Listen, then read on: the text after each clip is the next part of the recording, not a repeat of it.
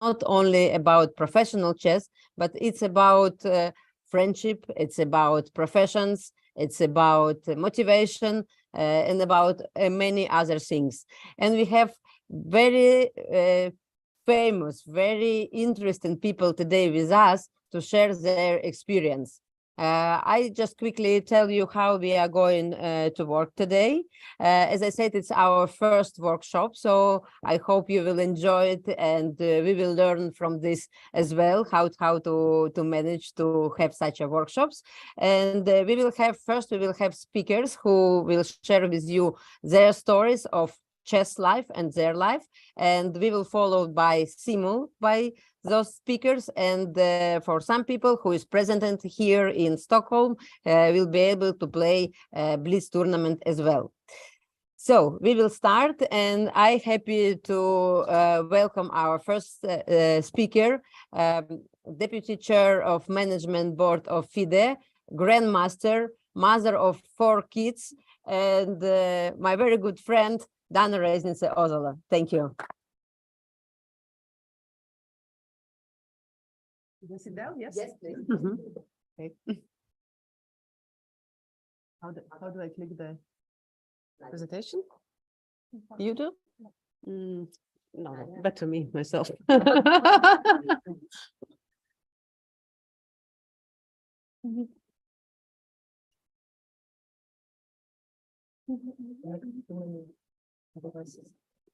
No, this is fine. I can get it. Yes? Yes. Okay. So like this. Everyone can see me online as well. Yes, I hope so. I hope so. Yes, for me it's very difficult to sit down and speak. Normally I'm standing, because I'm moving too much, and I feel so I'm a little bit restricted. But I hope it works fine. So, ladies and gentlemen, I'm happy to be here with you today. Stockholm is a special place for me, and it was a few days ago when I recognized once again that all the dreams come true. Why I'm saying so? Many years ago, in 1998 or 1999, in Stockholm, I was playing my first tournament where I earned some money, and that was the time when I really thought that probably I should become a professional chess player, because I could earn some money with it, just with my work. I was playing here the ladies' tournament that was held in a hotel on the island where the Vasa Museum is located, and I spent a lot of time running, walking. I started to write my diary. I ate healthy, so I had developed my routines. Yes, so and in one of those days, I was walking and passing by the Opera House, and I thought, one day I will be visiting this house, because back then I could not afford, of course, to buy a ticket. So, on the 30th of December, it's 24 years past. Yes.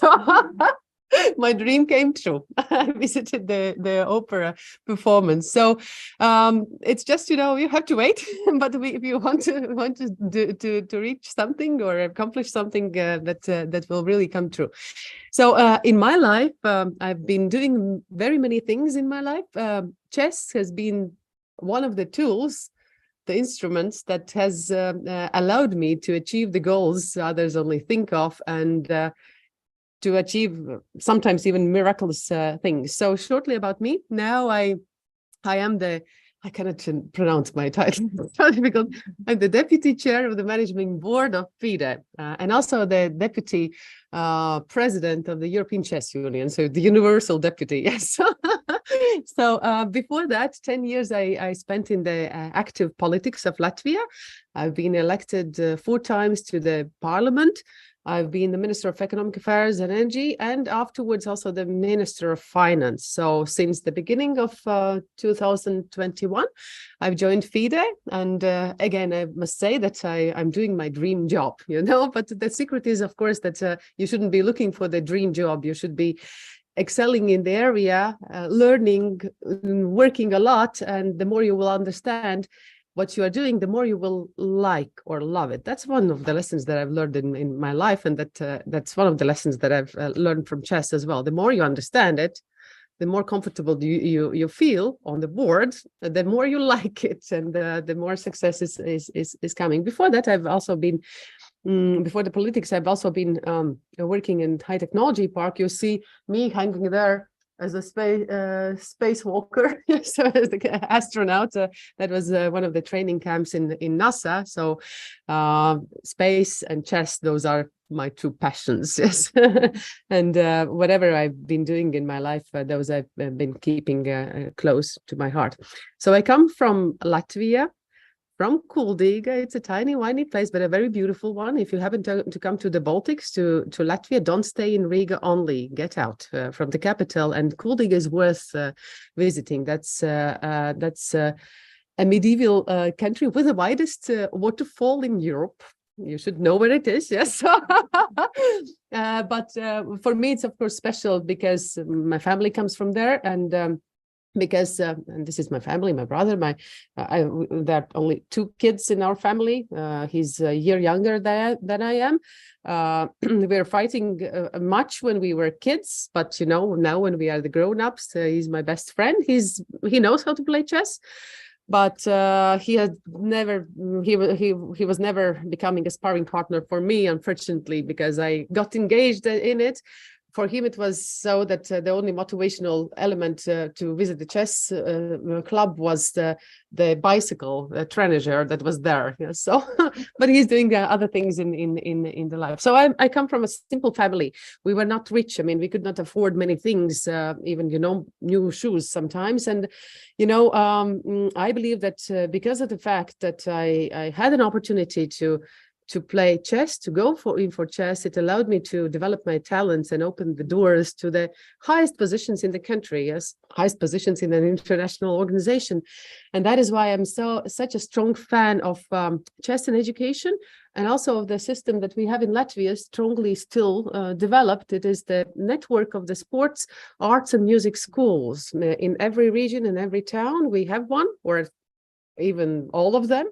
And every kid, even if he or she comes from a family that could not afford pay for the trainers, for the teachers, they can go in for it and find their ways and develop the talents. So I've been happy and lucky to be surrounded by the very best people in the world. My coaches have become like my second parents. This is one of the coaches, Victor. He's still my very close person. The only reason now why I visit, almost the only reason why now why I visit my hometown, Kuldiga. This is one of the, I think, European Chess Championship in Austria. Yes, where we are analyzing the games after the game. These are some first trips to Poland, to other European countries, Romania, and that one, the gentleman in the picture up there, that's my first coach. So just to illustrate the importance of the coach is that in order to get to the first World Chess Championship to Brazil, to Sao Paulo in 1994, I guess, we could not afford to buy the tickets. They were extremely expensive back then. My coach sold his forest. He cut off the forest in order to raise some money and send me to the World Chess Championship. I became the second. I was dealing the first and third place. So I was happy that I could, award my coach with this result. But these are the things, that you cannot pay back, I think, for the whole life. Only with your attitude and understanding that if you gain so much from something and somebody, you ought to give back at some point when you can afford that. And this is something that I would be happy if our greatest chess players would also understand, because that's how you also generate more positive energy, and that's how you give the chance also to other kids probably to excel in their lives. So that's why I'm happy to see such ladies like Judith Polgar, like Pia, and the others who spend their time and energy, being here, sharing the experiences, inspiring, doing their part in making the world a better place. So a few more pictures. I've been twice the European champion under 18. that's the three ladies from Latvia. We were, I think I was the first, Laura was the second in her age group, and Ilse was the third. So we are the ladies' country, and we were the ladies' town as well. I have never had this challenge of of being underrepresented. So it was easy for me to play chess. I had never had an idea that chess is probably not for the girls, that there are too many boys, too competitive. I mean, at the young age, I was overplaying the boys, and playing on the equal basis is much better. And we didn't have an idea that it can be different. Yes, so that is why I really have a dream that one day a girl will play in the World Championship match, because there's no physical or other restrictions. It's just, our mindset that sometimes stops the girls and puts the glass ceiling on it. And it is our task to break it and allow them to excel. And this lady here, that's who does recognize the lady there?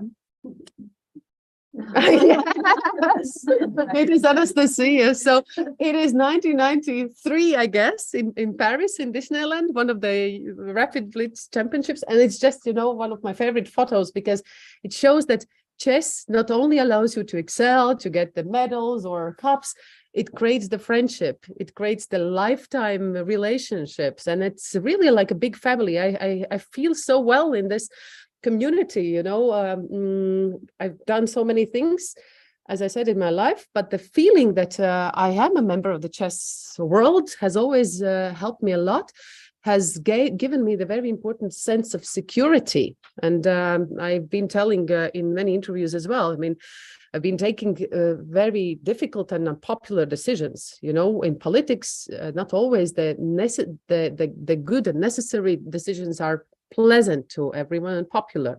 You have to take unpopular decisions as well. And quite often these decisions are not taken because people are afraid of losing their position. Politics is very unstable. One day you are a minister, and the second day you can be the opposition or on the street. Yes, this sense of belonging to chess community has always been given me the more courage to take also unpopular decisions. I always thought that probably, okay, if they kick me out, I can always play chess.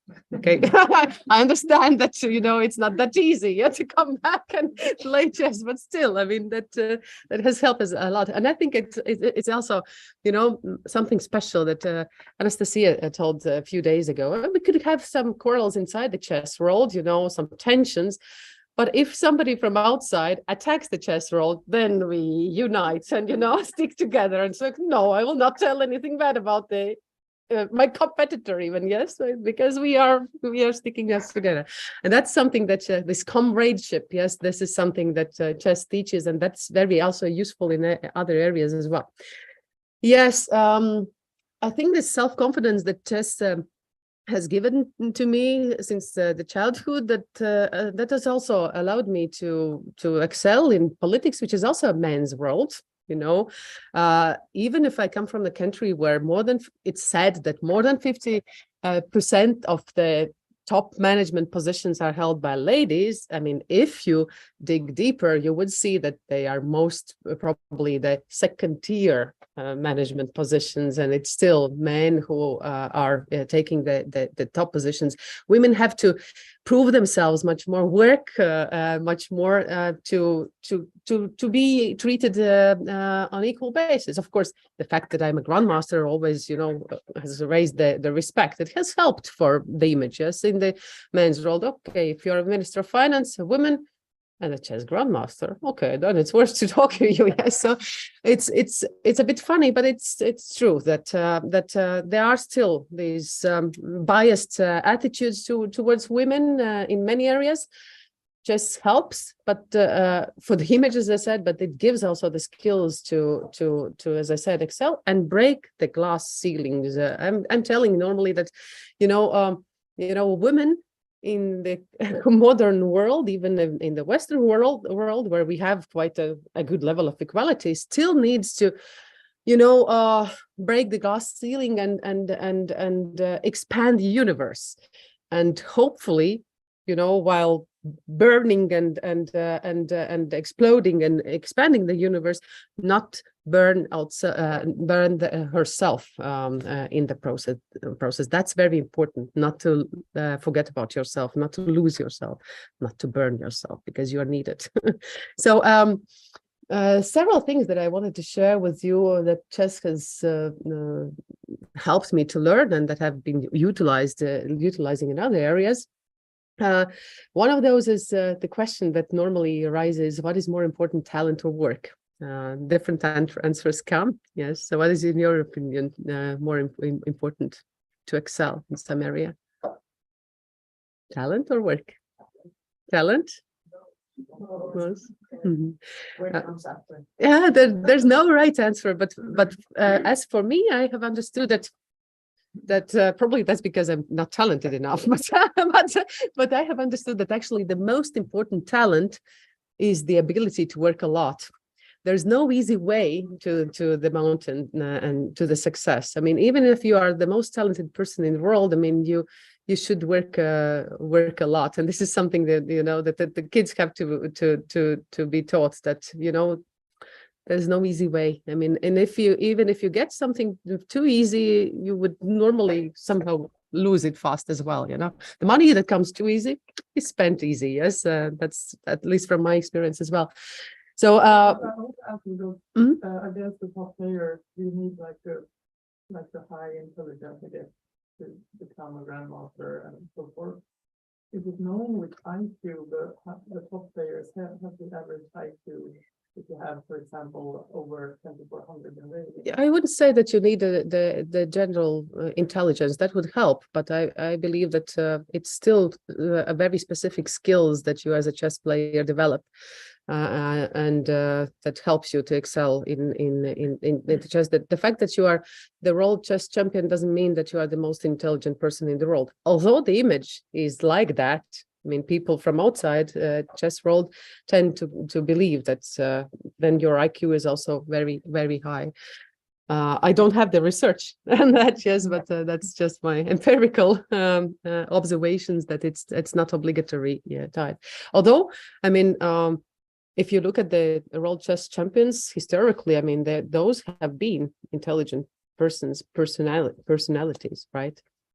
I googled Pia Cramling. It comes up like Pia Cramling and then mathematically IQ. Yes. So what is Pia? Can you share us the golden medalist of Olympiad? Can you share us what is your IQ rating?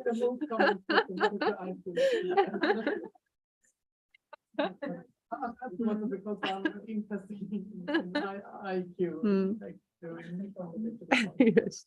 Yeah, but what I was going to say is, you know, Kaisa is a very jealous lady. Yes, if you do not devote 100% of yourself to chess, to her, she will punish you. Yes. So, but what is also interesting, that it works also opposite. If you do the maximum what is in your power, you will deserve the luck. I really believe that you can deserve the luck if you do everything what is possible, what you can do.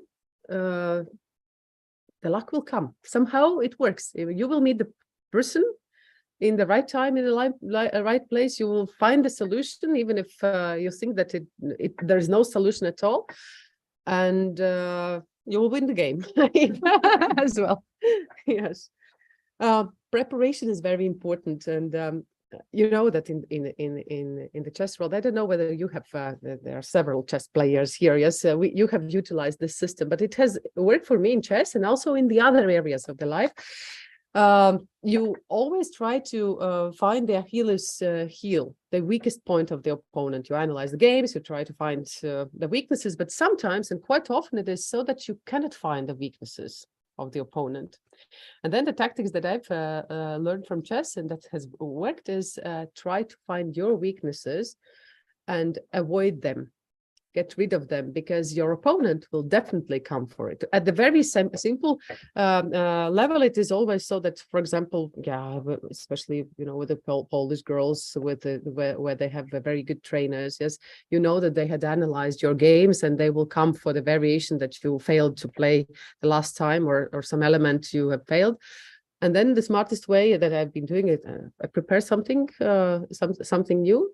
I sit and wait for them to come, and they come. Yes. Yeah, but in the real life, I mean, it is also so that your strength is not about having million strong sides. It is actually about the ability to get rid of your weaknesses. Yes.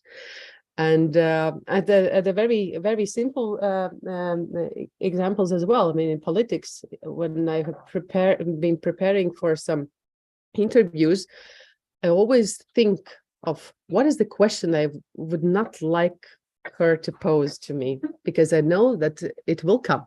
Yes, it will definitely come. And if I'm ready with that, I mean, I feel self-confident and I will succeed. Yes. But if I try to neglect my weaknesses and weak sides, I mean, that would not make any better. I mean, you would just fail at some point. So getting rid of your weaknesses is sometimes much more important than trying to find the weaknesses of the others. Smart use of resources. If you first help your pieces, then they shall help you. Yes. So develop the pieces. Every kid knows that. Yes. In the real life, sometimes we forget about that, and especially in the leadership, I think the smart leaders are those who are surrounded by smart people. Quite often you see that the leaders, they want to be the best, and they get rid of the smart people around themselves. I can always see who the good leader is if I see who are there in the team. Because even if you are the best manager in the world, that's your talent, you cannot be the best accountant, the best IT specialist, the best salesperson, the best marketing person at the same time. Yes, so it's worth to have the best of the areas around you. And also one thing that is very important, that is to understand what your people want in their life. And if you understand their motivation, you can reflect to it, and they will be much more supportive and motivated to follow you. And some simple question, just like, what do you want to do after the 5 years' time, would help. Because just when your boss is approaching you with such a question, you already feel special, and you want to have somehow, pay back with your attention, with your love and time. And you would be also surprised how different the things are that motivate people. For some, it's money. Quite often, bigger salary motivates us to move, to wake up in the morning and open the computer. But in most cases, it's not the main one, and not the sole motivation. Some need to have a friendly working environment. Some need to see the perspective, a career path. Some need to have the feeling of being part of some big project or something. Yes. So the things that motivate are very, very different. And you should not look through your perspective. Ask and allow people to do the things that they are best at. I have one example. When we were working in the high technology park, we had 40 people that we had to earn the salary for. So everyone was pushed to sell our services, our consultancies, so that to raise money and be able to pay the salaries. And there was one gentleman who was an engineer by education, and our boss also decided that he also has to, do sales. And he started to get sick. He was depressed. He was started to skip work because that was not his. I mean, he could not expose himself trying to sell something, At the moment when we understood that we should not push him doing that and get back to the keeping house into the order, he was just, changing again. I mean, the most energetic person in the world and doing his job just excellently. Yes. So don't make the seagull. Don't make the general to turn into the seagull. That's from the Little Prince. Yes, it's if the general does not execute this order, it's not his fault. It's your fault giving the wrong orders. Yes. Decision making. Chess has helped me so much to learn to take the decisions, also take the responsibilities that then come with them. Especially in the politics, you would see that there are so many people that are process oriented, making their promises, talking about the great ideas, but quite often they remain only as the ideas, not being implemented, because people are scared to take the decision. In chess, I mean, every move is a decision-making process. You calculate, you try to remember, sometimes you rely on your intuition, but then you make the move because time is a factor. Yeah. So, and this is some skill that helps you very much. Of course, before taking decisions, there are also tricks like Latvians say, 7 times measure, only 1 cut. Yes. So, or try to get yourself in the shoes of the opponent or the other person, even physically. I don't know whether you have used this method, but my coach has given a very smart advice. If you don't know what to do in a position, stand up, walk behind your opponent and look at the same position from the different perspective. That has helped so much. You see so many, I mean, the position is so strange. It's not the same. It seems not to be the same, but you would see new ideas, and because of the change of the perspective. The same in the life. I mean, sometimes when you are stuck, ask the opinion of the others, because they do have different perspective of the position, yes, of the situation.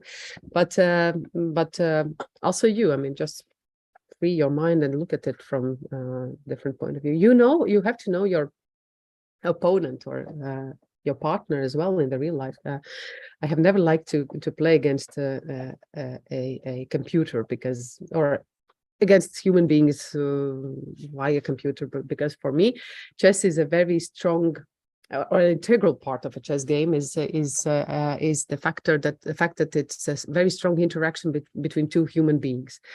My coach in the childhood has always taught me, you shouldn't be playing against the opponent, because quite often you would overestimate him or her, or underestimate him or her, get influenced by the harsh look of the Georgian girl, for example. Yes, but I have never learned. You have to. I mean, the lesson was you should objectively make the best moves and play with or against the pieces. I have never learned that, but I actually like the fact that I never learned that, because I think that in chess it is important. It's still a human being who makes the moves and mistakes, yes, but in the real life as well. I mean, whatever project you are in, whatever decision you take, you should remember that it's not only, especially being a minister of finance, quite often you work with the numbers, with the tables. I mean, there are always people behind, yes. And also when you are implementing some policies, you should remember that it's not linear. I mean, it will any decision that you take and any reform, for example, that you implement, changes in the tax policies, they depend on people's perceptions, on people's emotions, on their decisions and reactions. So it's very important to understand for whom you work or do something with whom you work and what they want. Yes, in order to excel, you need to, in any area, you need to be brave and do things that others have not dared to or had an idea to do. And being brave quite often, I think, is misunderstood what that means, because normally people say, okay, you shouldn't be flowing with the stream, and being brave means turning against and swimming against the flow. I believe that it's not the case. I mean, swimming against, that's sometimes doesn't take you too far, or it's quite often a destructive process. You fight against somebody or some idea, you want to destroy something and change the things, but and that's the way how you can get the attention for a while, especially also in politics, when all the spotlights would be on you if you are actively, aggressively fighting against something or somebody. But it's not too sustainable, because even if you manage to destroy the system, the next step is very important. If you have any idea of how to create something instead, yes, you need to have this positive or constructive process as well. And you would lose your credibility only by destroying things or fighting against, unless you have this positive element of providing something instead. So my understanding is that being brave is actually creating something that has not been there before, creating your own stream. And the funny or the interesting thing is that people tend to follow those who are not swimming along the stream, who are not swimming against it, but who are creating their own stream. And a lot of things can be done. Yes, there's again this positive energy, creating something. People go with it.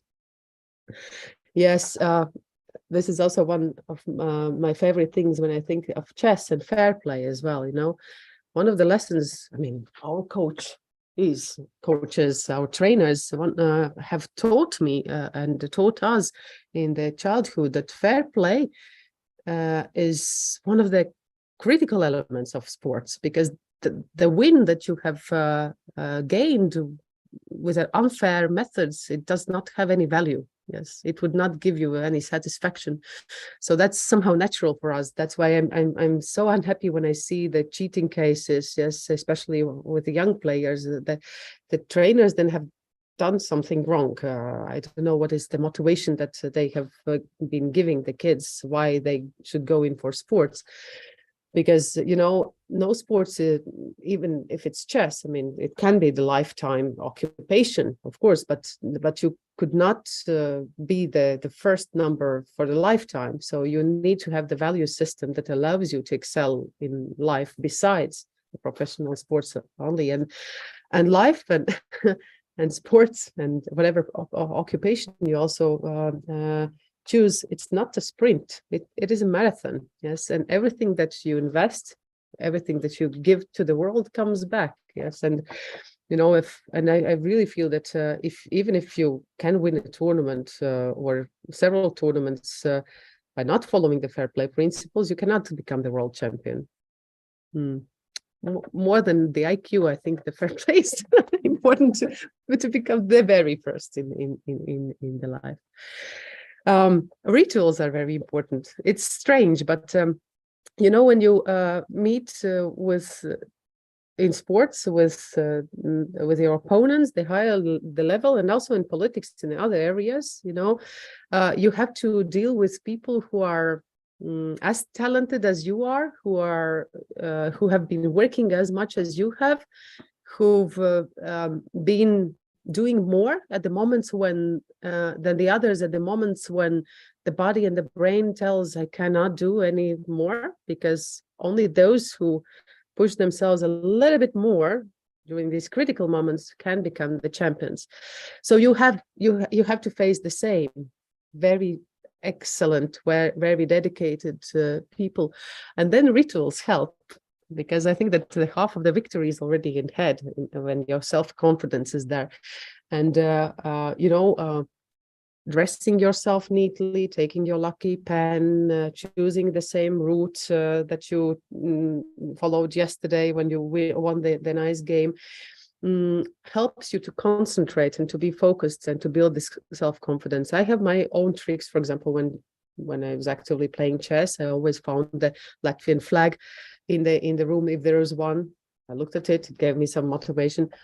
I always, before the game, close the ears and I cover the eyes, and I talk to my pieces really seriously and ask them to listen to me, yes, and be a good army. So whatever helps you, I think it's worth to devise your own rituals that help you to stay focused. The same works in all the other areas as well. I mean, for example, if you have to go to the stage and address a big audience, very important people, you're always nervous. It's not okay. I mean, there's something wrong if you're not nervous. But then these little rituals, yes, they help you to focus, to calm yourself down, and to feel that your space of security. They somehow create the space of security, these little things. Yes, and they work in chess and in real life as well. And emotions, I think, you know, I was surprised that Viktor Korchnoi said these words, because you would not be probably attributing something like that to his personality, but I think they're very, very strong. The human element, the human flow, and the human nobility, those are the reasons that chess matches are won or lost. So I really believe that whatever you do in your life, it's very important to do it with your heart, with emotions. That makes it special, because people feel when you do something just because you have to do, or you put your energy into it. You can call it charisma or whatever, yes, but you can see that, for example, two performers, artists, one is doing one thing, technically correct. You listen, you see, okay, fine. And the other one is technically doing the same. But there's something special, yes. I really believe that that's this human element, this emotion that is there or is not, yes. So, and you also have to have your support. As I said, especially for women, it's very important not to burn out yourself. If you do the job that consumes you a lot, and especially if you're the lady bosses, you're the leaders, you spend a lot of energy. You have to find the ways how to accumulate it, and find your sources as well. I have had my mistakes in my life as well. I mean, especially if you're a young person, you try to prove yourself and work like hell. I've been working days and nights, forgetting that I've got a family, forgetting that there are books in the world. So this is the critical thing. Yes, I forgot to read even. Yes, and so I lost my first family. So, but I've learned my lessons, and it is so that if you find your balance in the life and take care about yourself, you will also work better. It's not that the hours only count. It's also your well-being, your psycho-emotional state, because that defines whether you are productive or not. You can do much faster things, much better if you are, in a better shape, and if you have support as well from the others and your point of reference. I have this saying that you can turn the world around if you have one stable point of reference. Yes, for me, it's my family. The oldest girl is missing here, but they've been my little team or gang, whatever you call it. Yes, that supports me. That again, creates this sense of security. Yes. Yes, and as for the women, I mean, I also do believe that if those women who have excelled in the life, to whom the destiny God has given this mandate and time to influence things, to impact to make an impact, need to help the others. I really like this quote of Madeleine Albright. There's a special place in hell for women who don't help other women. So, and the best I actually do, just also by inspiration. This is Judith and me in 1998, and this is her and me now. She's been an inspiration for me as a little kid already. Yes, and she's doing so much to empower the girls and women worldwide, and. Yes, and I'm so happy that I can work in FIDE with so amazing ladies, and I can find the ways and to empower them to also show them, the great wives of the champions, the fair play officers, the trainers, the arbiters, the managers, the presidents. Yes, the more we will tell the stories and expose them, the more other ladies would also see their place in our chess world. Being part of the chess community doesn't only mean being a professional chess player. You can do so much more. The best photographer in the chess, the best commentator, the best arbiters, the best trainers. There are so many opportunities. We just have to show the way to those ladies who quite often quit chess because they think that, okay, now it's the baby time, now it's the studies, it's work, and I would never become the world champion again because it's too late. Yes, and they just leave it. But we need them to come back, if not as the competitive players, then in the other roles. And that is why we will promote chess for women, and we need your help so much. I'll stop here because we have so many great speakers today. Thank you so much.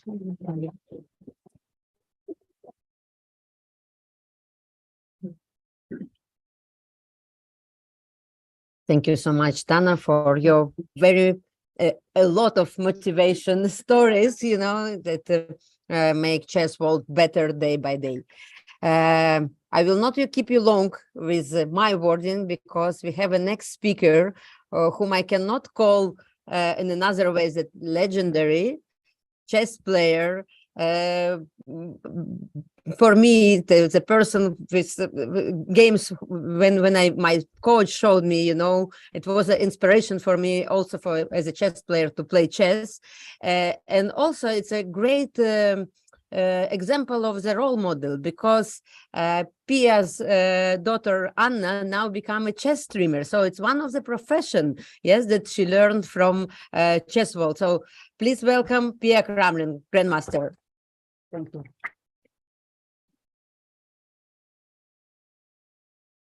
Thank you so much. Can I stand up? Maybe I will stand up. I think it will be easier for me. So happy to see you all here. Very many ladies. I think I know almost all of you. I'm very happy you come here to Stockholm, my hometown, a very lovely town.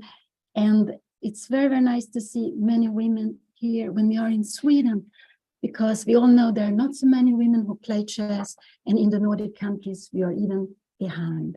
So I am, this is the first photo. I'm going to show you some photos from my life, and these are the first photo. And what I wanted to say also is that I'm grandmaster. I've been playing chess for a very long time. I am very happy that I got the chance to dedicate my life to chess, and which means that when I've been playing chess, I have taken other things away. So my life has maybe been like this, but it feels very, very good because I've been doing something I enjoy very much, and I have been lucky. I have met the right people. I have met like, here we can see the first one. This is my father. This is my brother. This photo is very old. It's from 65. My brother is 6 years old. I'm just 2 years. And this is actually how everything started for me, for our family, that my father and my brother, they were playing chess at home. We were playing lots of different games at home, making lots of different sports, but I didn't want to play chess because I thought chess is very slow, it's very boring. No, I don't want to do that. And so, but what happened is that 1973, there was a chess club started in the neighborhood. My brother went there. I didn't want to go, but after half the year, I went there also. And the one who created the club, Scandic Continental, he was a very ambitious person. He made his club the biggest in Sweden. It was more than 1,000 players. The juniors became also junior trainers. But then on the first day, he spent time with me. I didn't know how to move the pieces. He was sitting there with me. And from the first day, I saw the magic with chess. I just felt that this is something I like. It's something that suits me. For me, it was very good. You don't have to speak. You just, and you compete. I really wanted to win. I was very, very much for competing. And so from the first day, I just found the love of chess. And maybe we can we take the next photo? Which one is that? Yeah, I just wanted to show you very, very short time. We did a lot of things. We were trainers, but we also one time I was a piece in a chess game, and that's why I wanted to show. And this was held in Sveriges torg på Plattan. And I was very sad because they changed me very quickly. But I just wanted to show it a little bit of what things you can do, what can happen to you during when you're a chess player. And here we have Scandic Continental, who created everything. And I'm just so thankful to him, because if it wasn't for him, I would not be here today. So chess now, she went away. So I can just take the next photo. And so I am showing some photos from my growing up. This is from one of the most important tournaments when I was young, the Swedish school championship. I'm playing against Bengtsson. This is the last round. And we were the only two girls in the group. We were about 100 players, and it was very, very unusual with only 2 girls. But the winner of us would become the champion, and she was a much stronger player, but I managed to beat her. And when I won my prize, I went up, I got a clock, and then I said to myself, I will play chess my whole life in one way or another. This is what I want to do. It felt so important to me. I was so happy. And when I won my group, the D group, my brother won his group, the B group. So it was just so fantastically. But what I have been missing here, I had some friends, girlfriends who played chess when I was young, but most of them stopped. And she was one of those who stopped later on. And so this is really what I'm hoping, that that you all here, that you will keep on with chess, you will take it with you in your life. Maybe not the way I have done. I have decided to become a professional player. I will show you a little bit later why I could do that. Let's see if I find it right here. I think it's the next one. Yes. So this is also an old photo. It's from 78. This is the woman team in the Olympiad. We have Borislava, the second from left. She was first board. We had Borislava Borisova, Jolanta Dalin to the left. She was second board. Si Bengtsson was third, and I was the reserve player.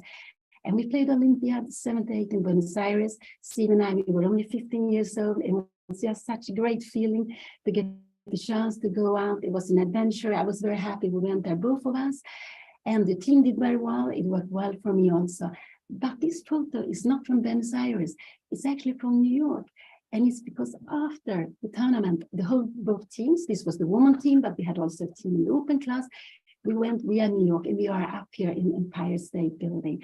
And this is what I wanted to show, that with chess, you also get a chance to travel. You get a reason for travel. And then you can see lots of things around the world, like I've done here. I will also show you the next photo. So that was just a wonderful experience. The next one is, let's see, it was not here. This is another photo. This is a jump. This is from 2011. But I just wanted to show that if it wasn't because of chess, I would not have been traveling so much. I would probably never have gone to China. This is the Chinese wall. And it was because when we were playing mind games, some of my chess friends, they were going up here on the free day, and they asked if I wanted to come. So I got the chance to see the Chinese wall also. This was just a jump, but this is another reason for chess also. And here is my brother and me. We played the Swedish championship, and everyone is the role model. For me, it was my brother. He was the one who got me to play chess. He was my hero. I wanted to do everything he did. Here we played the Swedish championship 81. This game was a draw, but my brother, he won it, and he became the champion. And just something I never did. I've been second 3 times, but I never managed to do what he did this year, 81. And when I was around, when I finished school, I didn't know what to do, to have a normal life like all other Swedish players, or maybe to have a chess life. And then I met this man. He was much younger than I, but this is from, actually, I think this is from Hawaii, but I thought it was a nice photo of Juan. And I was lucky to meet Juan, this very positive, happy grandmaster from Spain. And thanks to him, I could dedicate my life to chess. Because when you are, when I was growing up, there are a few women playing now, maybe there's about 10%.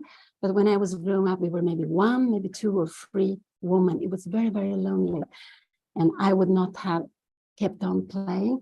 I would not have played in the way I have done if it was not because of Juan that we can travel together. And we did that. We were playing so much. We went from one tournament to another. We moved to Spain. I moved to Spain. Even we were living there. And it was just very, very fantastically. It was great because I could dedicate my life to what I really wanted to do. And let's see here. I just wanted to show this photo. It's from one of the most exciting tournaments. I played an open tournament here outside Stockholm, organized by Peter Lava. You can see Anatol Karpi here, his clay there like a king. It's me there, young Pia there. Beside him, we have dressed like queen and king. And here we have lots of players from the tournament. There are lots of well-known faces. We had also some ladies and also men who were taking care of us. They have all dressed in chess clothes. And so chess can also be lots of social things around. And this is just one of the most fantastic open tournaments. I didn't play there, but I played it a year after, but I was there. And yes, wanted to show this photo. This is from 95, so some years back. But let's see, can I just, why does it stop here now? And can we just move on? Can you help me? These technical things, it's not so. And yeah. And the photographer is Victoria Johansson. You see the So 2002, I became mother. That was the most beautiful thing that happened in my life. And then my perspective of life became different. For me, chess has always been the most important, sometimes even more important than life. And when my mother, 95, she became ill. 94, she became ill. The year after, she passed away. And then I realized that there are things I wish I would have done in a different way. I was a little bit forgetting about life, but life always has to be the most important and chess second. But when Anna came, when I became mother, my perspective changed. She was the most important thing, of course. But we were still playing chess, so we went to different tournaments, Juan and I, but we had to bring us with us. And this is from 2004 when we played the Olympiad in Calvia in Spain. I made my comeback to the women team because the first 12 years I played for the women team. For the first 10 years I played in the women's Swedish team. Then I played 10 years with the men in the open class. And then 2004, I came back. So this is in Calvia. This was outside the playing hall. There were some big pieces. Anna is just a little bit bigger than them. And I'm very happy for what I have been doing. But when you see young players and they are students, I will always encourage them to study and then to take chess with them, but not to do what we done. It was very romantic life, but I think it's a very much adventure just to play chess. But chess gives you so much. It's an education tool. Dana tells you everything, actually, so I didn't know what I can add. Absolutely everything. And I was so happy for all the things she told you, because there are lots of things I've been thinking of, and she's so right with everything she was saying. But I believe that I wanted Anna to know chess. So when she was 2 years old, I really wanted her to play with the pieces. I wanted her to be a chess player, but I also wanted her to make lots of things in life, not to be like me, because I have chosen chess very much, but I really wanted her to make lots of things. But one of those things I was hoping for, that it also would be chess.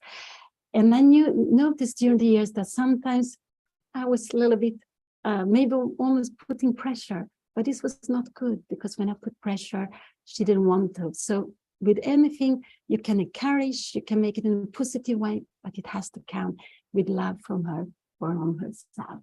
So here, this was outside when we played Olympiad, and in the Olympic team, also Victoria was one of the players, and we did very well. We finished 11th. That was a fantastic result. And Juan was also captain for the Swedish women team. So for me, these tournaments, when I played with the team, Juan has been their captain. We had a very good atmosphere, very nice players, but also Anna has been with us all the time, even if she couldn't play. Well, she couldn't play, of course not, she was too small. So let's go to the next photo. And when we couldn't take Anna with us, sometimes my father, this is my father, he was taking care of Anna. So my father is also actually a reason that I'm here, that I could become a chess player. He has supported me so much all my life. He has passed away for quite a long time ago, But here he's sitting and he's playing chess with Anna. They also used to play a lot of different games, and one of these games was of course also chess. And Anna, she's 4 years old here with her grandfather. And this is one of the first tournament Anna was playing in Spain. She played the under-8. You can see the play. She played the under-8 in, I guess it was in south of Spain, and she became second.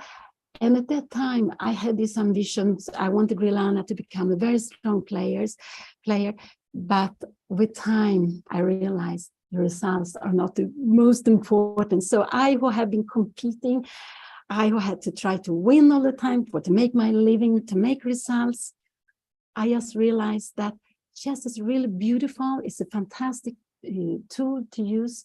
But I think actually the main thing is that you can bring it with you in life the way you like, but enjoy it and you can make some pause and then to come back again. So let's see here. We have, this is the photo from Dresden, the Olympia in Dresden 2008. The round is going to start. Anna is there. She was allowed to be in the playing area, but she was normally sitting with the arbiter, Elisabeth Polychronade, and she was painted together with the arbiter. We were so happy that she was allowed to be there. And so it worked for us. Juan is the captain for the team, and I was going to start the round here. So, and here, this is from when 2013 we moved back to, for me was moving back to Sweden, and chess can also give you a chance to meet people you don't expect to meet at the chessboard. And Johanna Valentin, she was during some years a woman in the Swedish Chess Federation who was trying to encourage girls to play chess. She organized a travel to Hungary, Judy Polgar's Chess Festival. Anna was there, I was there, there were 20 other girls, but she was also the one who organized this meeting. On the right-hand side, you see Robin Stjernquist, I think his name is, and he won the Swedish, he was a Swedish singer who in the European Eurovision this year 2013, and here, yes, this photo is just some few months afterwards. It's in June 2013 when Anna is helping him, teaching him how to play chess. But he's so much better a singer than chess player, absolutely. But I just thought it was very, very nice that she could meet one of her, at that time, someone she liked to listen to very, very much. So let's go on. And here, this is just the first time Anna and I compete. We play against each other in the Swedish Rapid Championship. And this is what I wanted also to say, that there are very few women playing. There are less in the Nordic country, there are less here in Sweden than other parts, but now there are some things taking place. There are from the Federation organized. Ofelia will tell you all about it, but I am very happy to see that, because if it wasn't because of the women, I would also probably not play so much as I have done, because after Anna was born, I started again to play women tournaments. So normally now when I play in Sweden, I play these open tournaments, we play mostly with men, but when I go abroad, I normally like to play tournaments where there are lots of other women. It could be a female championship, European Clam Cup, it could be Gibraltar, where there are lots of women together. But for me, the women has also been important that I can enjoy chess.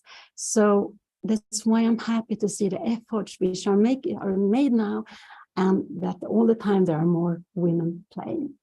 So I just wanted to show this photo when Anna was 12. And here, this is from the Olympiad in Baku, 2016. This was the first time Anna could play in the team. We are in Baku. We can see here there's me. There is Ina Agrest, Angelina Fransson, and Anna here. And behind the team captain, it's Juan, Anna's father. and yes, my life partner. And this is, of course, a dream for me, for us to be here, the whole family together, and to play in the team, also to play in such a nice team as the Swedish ladies team has been all over the years.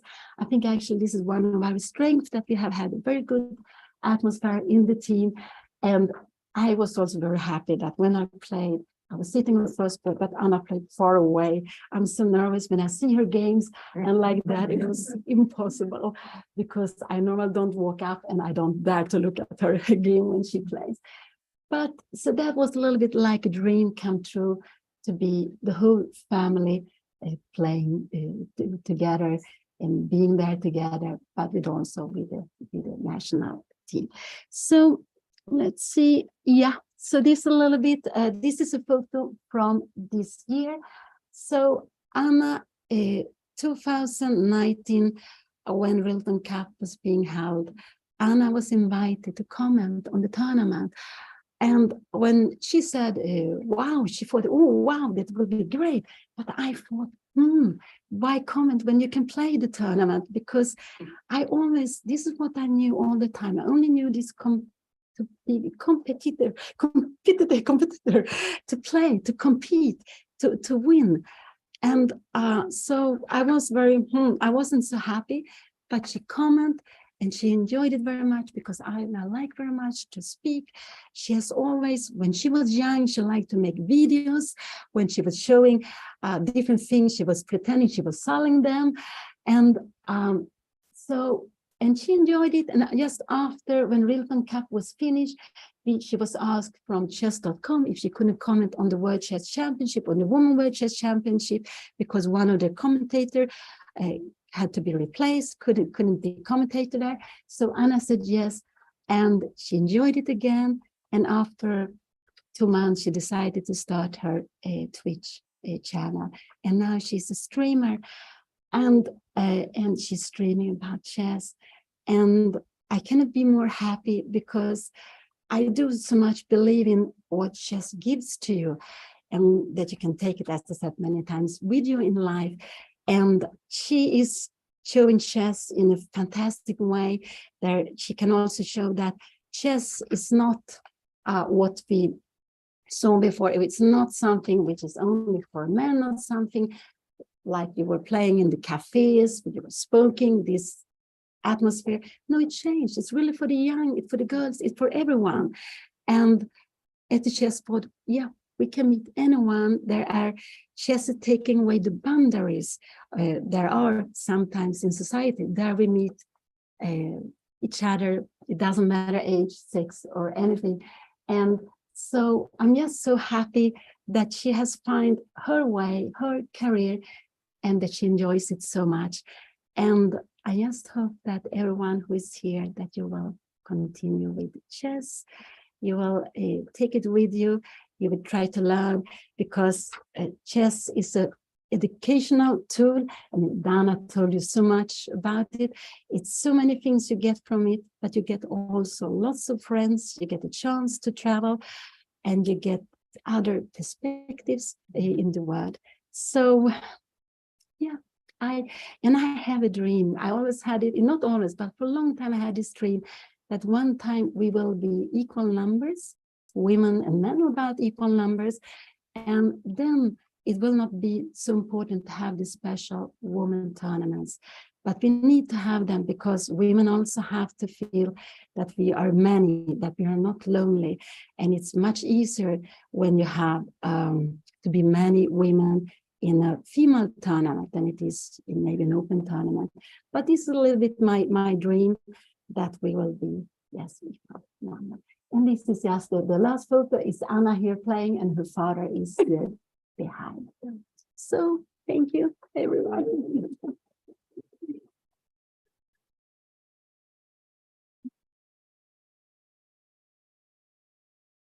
Thank you so much, Pia. And one very important topic that Pia just mentioned, that chess makes your dreams true. I can prove it by myself, because actually I born in a chess family. My uncle was the first Belarus grandmaster, Viktor Kuprechik. And when I was a little girl, he brought me the little toy koala from Australia, from his chess trip to Australia. And you saw a photo which Dana showed you where I sit in playing with her with a big dog. It was a toy dog. That happened because this koala I lost before my last game in my first World Youth Championship under 12 years old, where I actually compete with all ladies who become later on grandmasters. I'm international master. I stopped my chess career in one moment, but just before the last game, I lost this koala, and I was crying whole night and decide for myself that, okay, if I will not lose tomorrow, because if I will win, I will get a prize, I don't know, third place or something. If I will draw, and I will get fifth place. And if I will lose, nothing. Then so I was crying and dreaming that, okay, if I will not lose tomorrow, and I was playing with Ruth Sheldon, who is a grandmaster from England. I said, okay, one day I will go to Australia and I will buy another koala for myself. So I drew. I took the fifth place, and when I become 23 years old, I moved to Australia, and I bought those koalas. And actually, second dream became true. This is a place where is my daughter born, and as Pia says, that we cannot be more proud of ourselves when our kids doing something. And this summer, when the FIDE was looking for volunteers, and my daughter Jenny was invited there as a volunteer as well. She is actually here. Hi, and she tried herself as a journalist. She was taking interview for the chess kids. So now she is interested about to be a part of the chess family as a chess journalist. So yes, I really believe and prove that chess could make your dreams true. Okay, and now I want to invite our next speaker. I'm sorry if I pronounce the surname not correctly. I'm still learning the Swedish language. As I said, Sweden is one of my favorite countries. So, and we have today a chess player, chess trainer, and also head of the women chess in Sweden, Ofelia Thörnqvist. Thank you.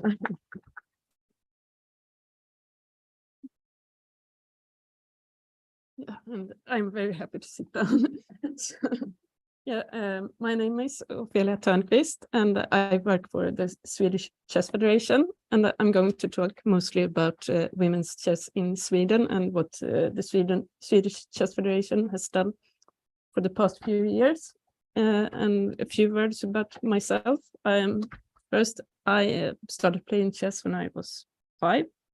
I come from an amateur chess family. My father taught me the game, and I have 2 older sisters who also play chess. And actually, my first chess trainer was my sister. So thanks to that, I've always felt that it's nothing strange to be a girl and play chess, because I always had my sister, and I had, for example, Victoria lived close by and played in the same chess club as me. So that there were always girls around me. We were not as many as the boys, but I was never alone, so to say.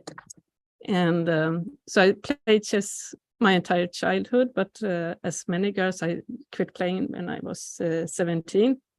And then I, but once a player, always a chess player, so I couldn't resist for too long. So 10 years ago, I started playing again. And then 9 years ago, I started working for the Swedish Chess Federation, and I worked mostly then with chess in schools. And I think a lot has happened actually during the last few years. Like when I started working at the office for the Swedish Chess Federation, and I answered the phone, I got a lot of people, men, who thought they had a wrong number. But after a while, they realized that I could actually answer their questions, and that I was a chess player as well. So that has stopped.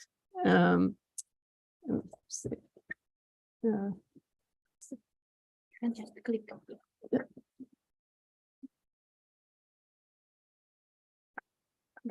And first, let me talk a little bit about the situation, the number that in the gender distribution in Sweden. As Pia said, we have the Nordic countries, we all have very low numbers.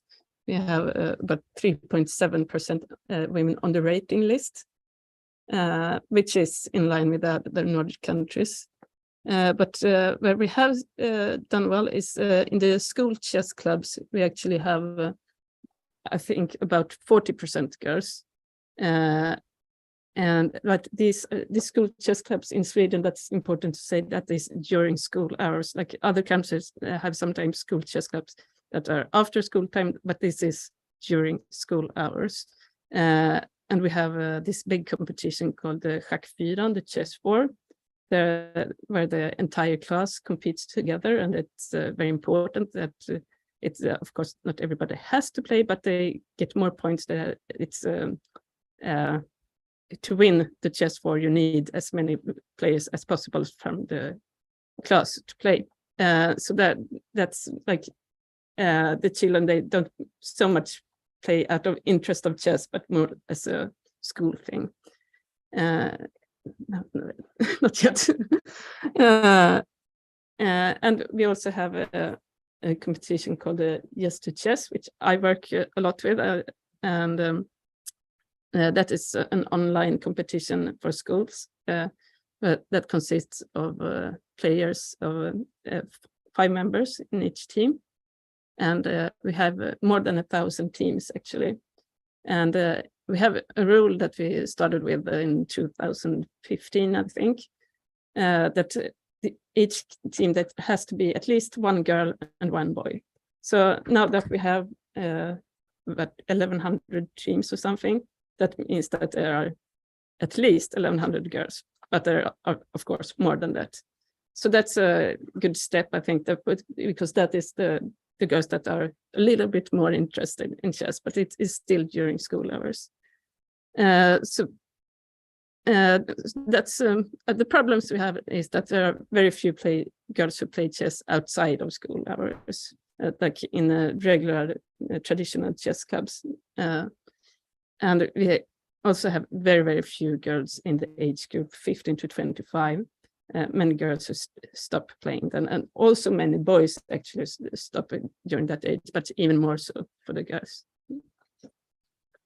And yeah, this is in Swedish, but I'll take it in English. So the Swedish Chess Federation started to invest in women's chess in 2019 with my former colleague Polina on the picture.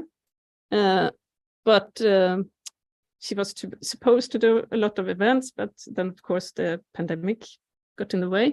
But she built up an online network with Pia also as a trainer, so that there was online training every month, and also competitions on lead chess, and a lot of and a newsletter that we started that.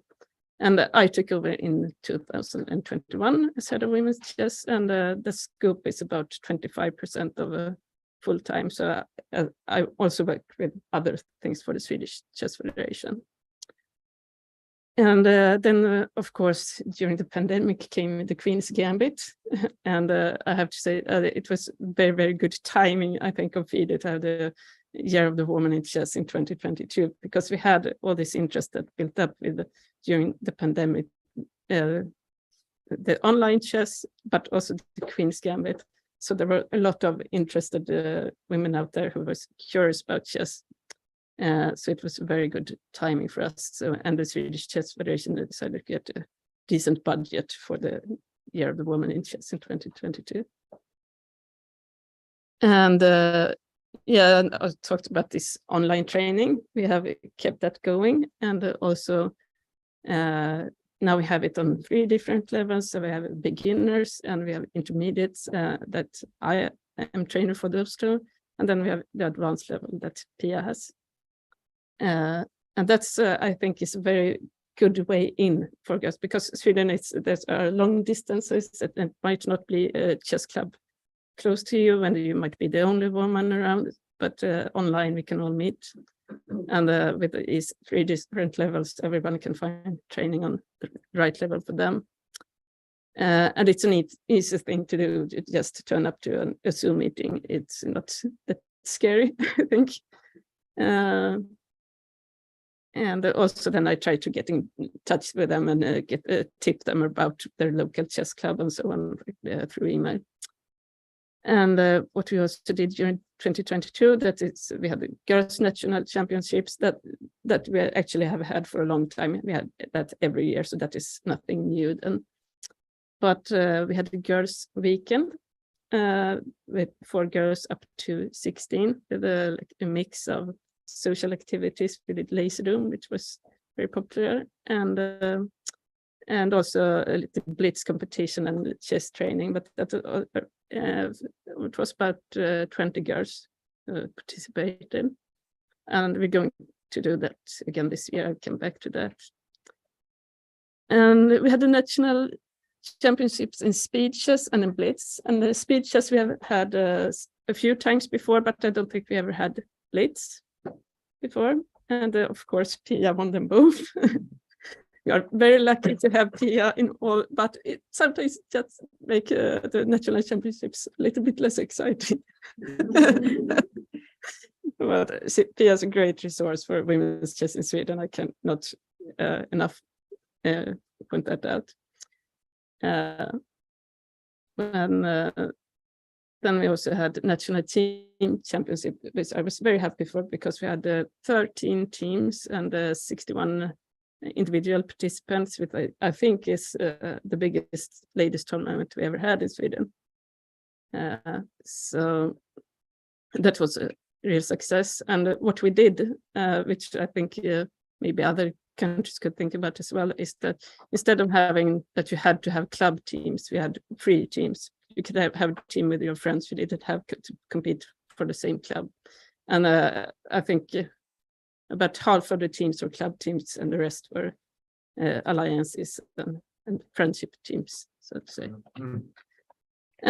Yeah, almost. And we also had a ladies weekend, which we actually had in 2021 as well. That's the same as the girls weekend, but for grown-ups. And that also I think is a good way in for the new ones. So we have a few of you here today who was at the ladies weekend in November.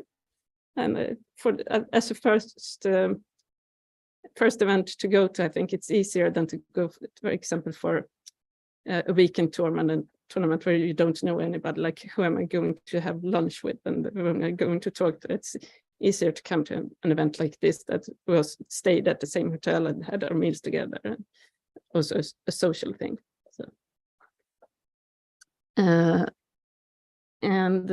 So for this year, it has been decided that the national team championships in chess and blitz, it will become a permanent thing. We will have that every year. And Thomas Silver is here today. He will, from the Stockholm Chess Federation, we will arrange it this year, the first weekend of September.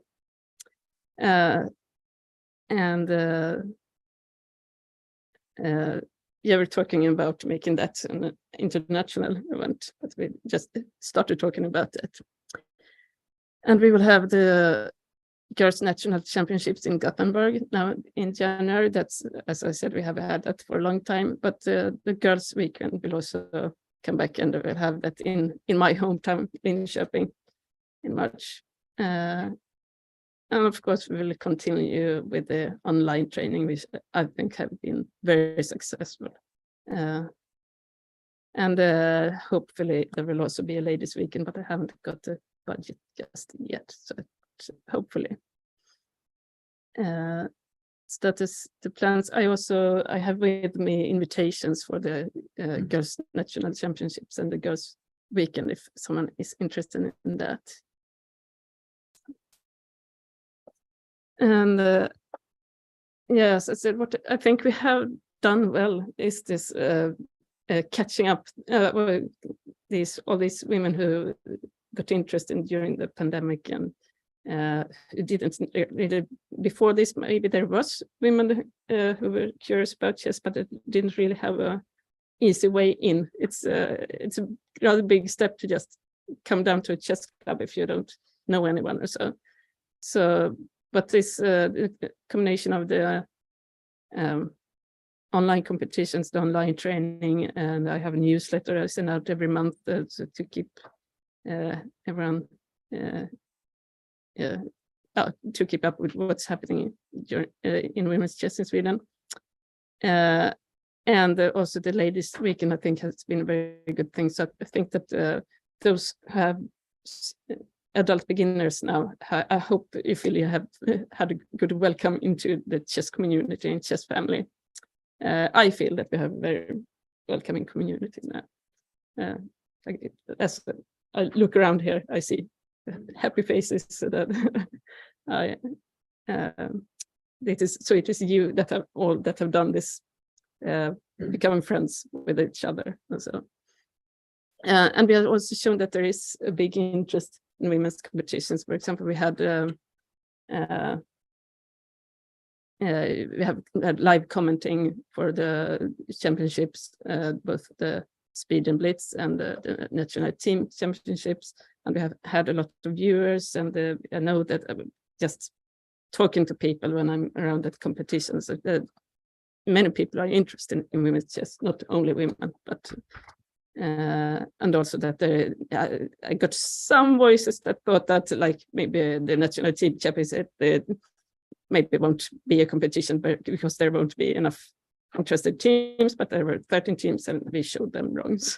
But the next picture, please.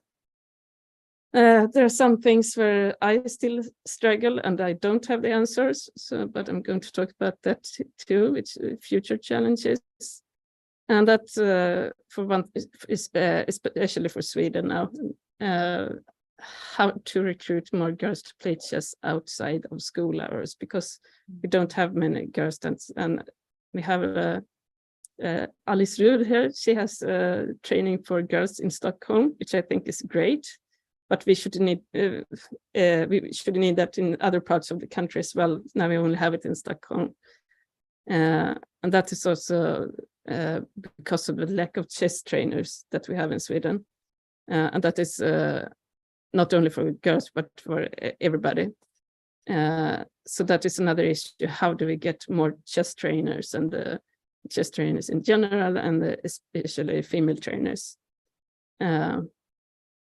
And also how to get more girls to stay during their teens. That's a hard one, I think. When I talk to the girls, it's the few that we actually have, it's school is taking a lot of time, and they talk about not having time.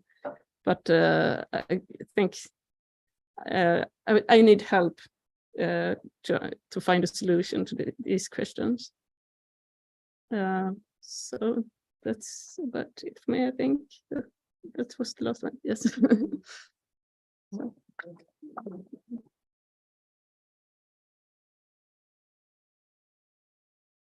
Thank you very much, Ofelia. That's actually what we expect from the Federation as FIDE, as a Women Commission, to know more about what is a problem inside of the Federation. And this is one of our points, our goals, to be contacted with the Federation. And today, just before this workshop, we had a Women Commission meeting where we discussed exactly the same points, how to keep girls playing chess after the teenager time, and how to involve chess moms, to stay in chess. So all those problems, all those topics, actually not problems, I hope we can solve together. And I'm happy to present to you our next speaker, guest who wasn't announced before, but as a great example of a success story of I cannot say it's business, but the way of the life in chess, the success story of the chess academy in Azerbaijan, chess coach, chess candidate master, and international arbiter, Ulkar Umudova from Azerbaijan. Please, thank you.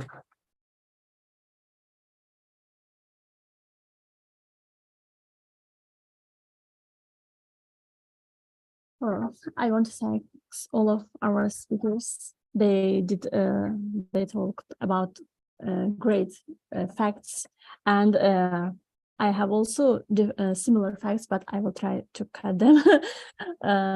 My speech will be short because it was the last time. My name is Ulkar. I am from Azerbaijan. I am from Baku. I was born in a small village, named Amirjan. And can you imagine, not sport family, not chess family. My father is just musician. He is a composer. So in the family, we were 3 sisters, as I was a oldest sister, and 3 sisters. My little sister is Nargis. She is also grandmaster. But I started my chess by accidentally. As I was oldest sister, I took my sisters to the chess classes, and by watching their lessons, I saw that it's a very interesting game, and it was very interesting for me to play. Suddenly, when my sisters wants to go to the tournament, trainer asked that maybe we can also send Ulkar also to the tournament. My father was surprised, but does she play chess? Yes, she can. And the first tournament was a great for me, and my sister took the first place, and I was the second for first time between the girls, and it motivated me, and I have started to play chess. It was interesting when in your family, so chess players, it was like a mini club for us, me and 2 sisters. But after some period, my second sister quit. She saw that it's hard. But me and my sister Nargis continued. I want to mention that she is now grandmaster. She got the second place, even the under 18 years old World Chess Championship. But let's talk about when we say chess world, it's a big world, and there is no only chess. So chess, for example, throughout my life, I have been chess player, chess arbiter, chess trainer, businesswoman in chess. So all of them are different, but in the same world. So, for example, I want to start how when I was 16 years old, I had two options: to continue my education or to be a chess player, professional. As you know, to be a professional chess player, it's too hard. You have to spend more time. You have to work hardly. But for requesting my family, I chose education. I quit the chess for a year because I had to pass the exams. After the working hard, I entered to one of the top university in our country, Baku State University, and I can say quite hard way applied mathematics. But after entering the on university, I didn't quit with the chess family. I like chess. I want to be a part of chess. I came back and started to play chess again. In the first tournament, because of 1 year, like it's a period, I didn't have anything. I lost a huge of the rating, and it was not so good for me. And I decided it's my last tournament. I don't want to play anymore. But I was thinking, what can I do? What can I do? It was interesting for me. I decided to be an arbiter. And my arbiters from our countries, they told me that it's a long way. You have to be in a long tournaments, a lot of the time. Okay, I agreed. I started to be in a tournaments like one volunteer and small local tournaments. There was a day that I had been like 2-3 tournaments, like on this school. And then I went to another school, and if I could, I worked hardly. But after some period, my federation saw that, okay, I can do it. And by the support, then they will send me to the, for example, national championships and blah, blah, blah. Increased my tournaments list, and I become a FIDE arbiter. In a short time, I also became an international arbiter, but I was young. As you see on the, yes, you see with the great arbiters, and I was a young, everybody was in shock that, is she player or she's a arbiter? And I came, okay, can you send me some results? The players, why I'm not arbiter? They like, it was interesting. So I got an arbiter, international arbiter. I had lots of great tournaments till now. Right now, I'm also arbiter, category of B. I hope in the future I will get a category B, A, not B. It's my arbiter career. So I have another job. So it's also from chess. Once when I was like in the first stage on my university and the beginning of the arbiter, just in a local tournament came for regional, like, oh, okay, it's, we can stop it. Yes, okay. For regional person, and he asked, his son was, I think, approximately 15 or 12, I think, I don't remember, 12, I think, yes. His name was David. I remember his name because he's my first student. And he asked about some trainers, but unfortunately in our country there is no trainer for this period. They doesn't know in English, so I tried to translate something for them, and then he asked, "Can you play chess?" To his dad, of course, yes. And we played chess. After the game, I explained him his mistakes. And he asked me, can we come tomorrow? Okay, after the round, you can come and we can play one more. And after that, with this regular game started, became not to say lessons, that I have now one student. For this period, my friends saw that I'm teaching somebody. They asked me, Ulkar, oh, can you teach? Okay, I want to send my son. Another friend, I want to send my auntie, and blah, blah, blah, blah. And I increase my students' times. Can you imagine university studying arbiter and plus like a trainer? But I like this job and I worked hardly. For this period, I also meet my husband, I'm married, and I also had the first, my girl, and my daughter, now she's 12. So this period, I was very active, but was it some period that I wanted more? I wanted to do more, and I saw that we can do something different with my sister, with Nargis, with supported. We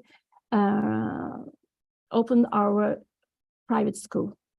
It was a first private school in our country. We were so nearest can we do, because there was no else. I'm happy that now I have my own academy, and we have right now we have one main branch, 2 small branches, and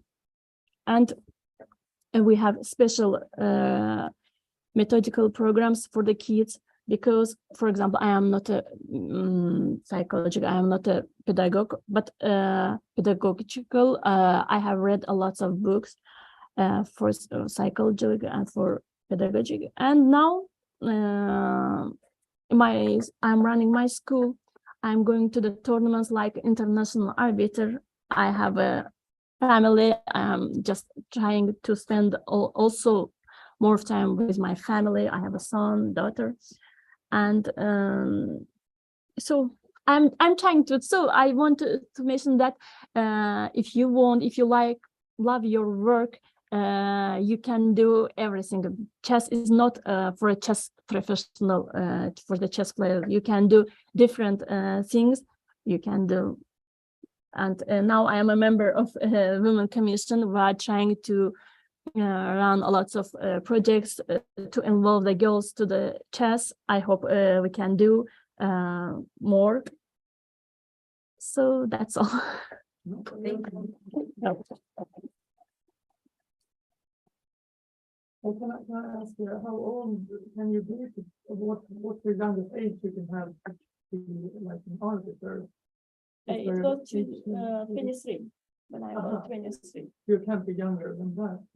Now you can, yes. Now you can, yes, yes. There is a rules in the FIDE website. You know, it depends of the of the title, but first you have to pass some exams, to be in some seminars, and you have to be not younger than 18 years old to participate. Yeah, you can be assistant of the arbiter, as let's say some girls who is playing chess. You know, as my daughter, let's say, you know, she can help to collect score sheets, put the results, but it's not official, of course. But you can learn, you know. So, but to become a FIDE arbiter, international arbiter, you have to be 18 years old.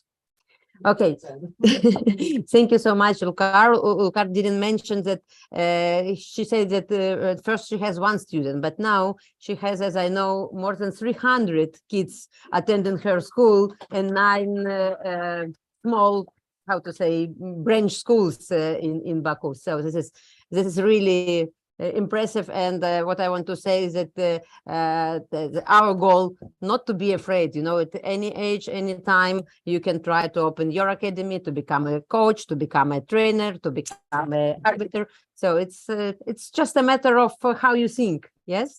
And now we have our last speaker for today. And after this, we will follow by simul of our speakers. That's also a story that we mentioned already today about, and we discussed it today and during our commission meeting about chess mom. You know, Anastasia, who will be our next speaker from Ukraine. She's a women grandmaster, photographer, journalist. She was a press officer of FIDE. And I remember her in one moment, you know, when her daughter born, it was very difficult for her. We even have photos during the match in Lviv between Muzichuk and Huifan. Yes, she came with a little one, and she is here today. I'm not sure if she will help her mom to make a presentation, but I saw you have a small photo camera with you, right? Yes, so yeah, role models is working. Okay, so please welcome Anastasia Karlovich from Ukraine. Hello, everyone. So this is let me check what to do, where to push this button. Okay. So hello, everyone. Once again, my name is Anastasia Karlovich, and I'm from Ukraine, but living in Greece for last 7 years. And I'm very happy to be in Sweden. And actually, it's my second time here. I don't remember the year, but I think it was something like 2009 that I took part in the Women Open tournament. It was organized here in Stockholm a long time ago. And it was actually so exciting to have this special event only for women happening here. I remember we were in the same hotel and really have great memories from the times. Yeah, so today we have this great meeting, and I wanted to do it a little bit more practical for everyone. And so we can go forward. Yes, and I would like to speak a little bit about myself. So I became a women grandmaster back in 2003. I was also playing in youth events, like normal childhood for someone who was attracted with chess. I started to play chess in my normal school because it was like developed system at that time. In Ukraine, we had chess lessons, additional chess lessons after normal school.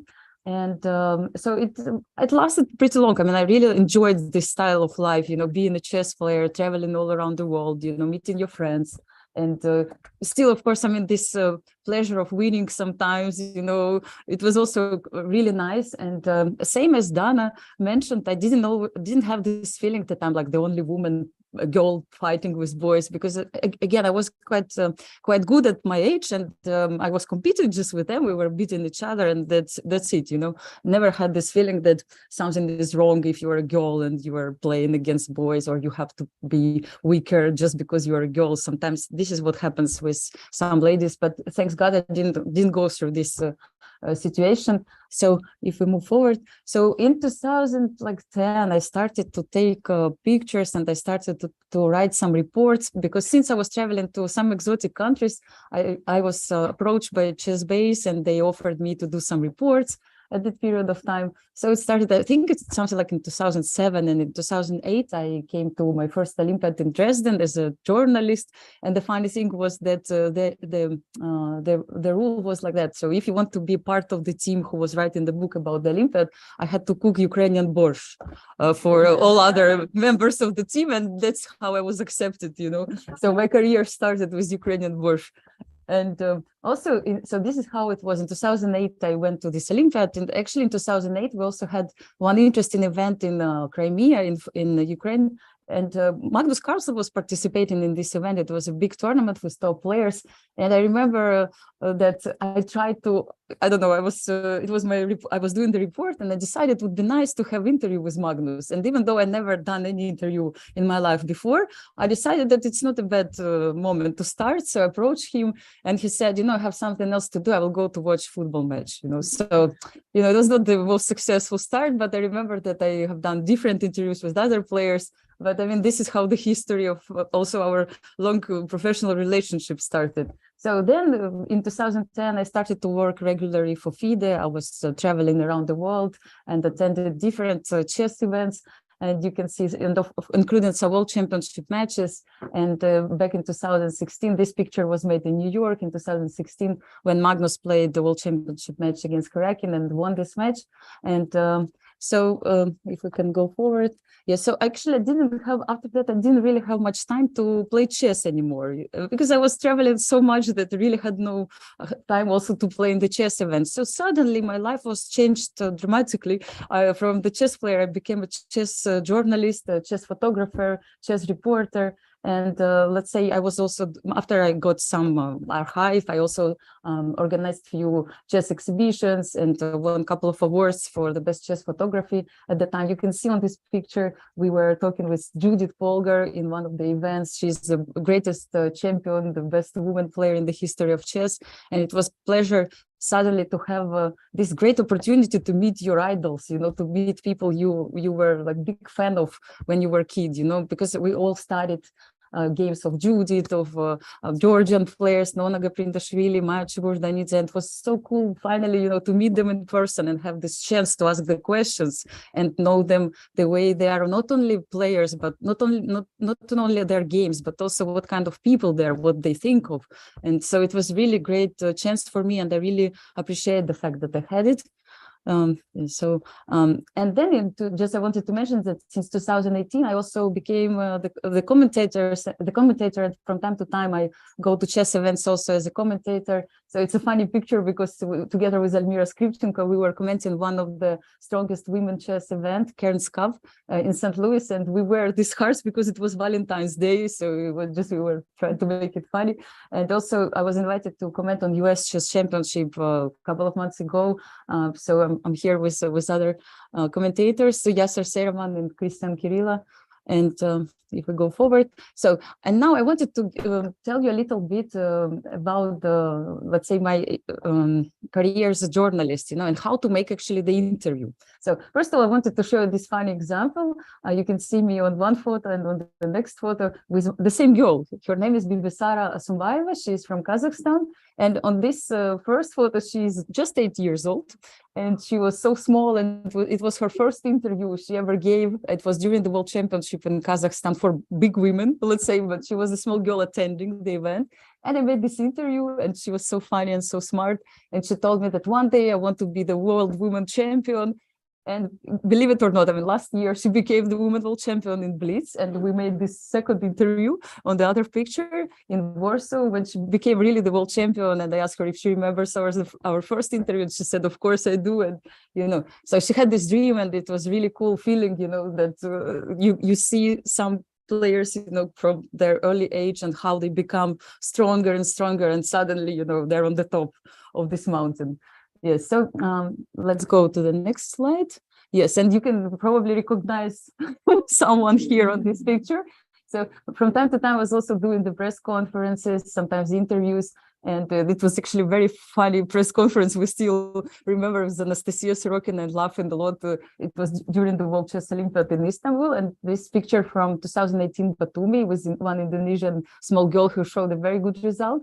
So I wanted to give some practical advices for those of you who one day would like maybe to do some interviews with players, because since you know chess, you have huge advantage. You know, you can approach those players, you can approach kids and make maybe short, maybe long interviews for newspapers, for chess magazines one day, maybe just for your YouTube channel, maybe for your Instagram account.